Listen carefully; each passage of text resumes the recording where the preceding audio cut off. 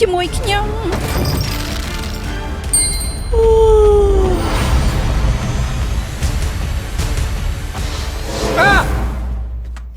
អីក៏ចម្លែកម្លេះលោកកើតបានឆៃថែដូចហ៎ដូចតែពុកខ្ញុំជាគ្រូសាស្ត្រពេលធ្វើសកម្មភាពត្រូវបិសាចសម្រាប់បាត់តាហា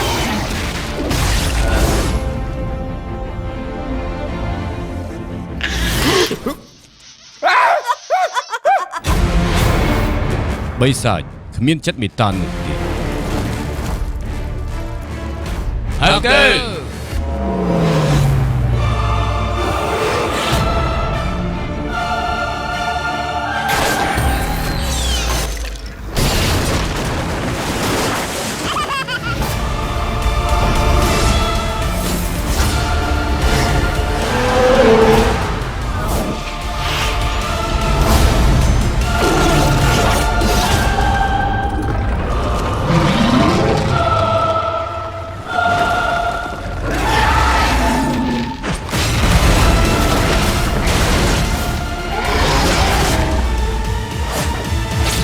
យុទ្ធសិលមេឃដី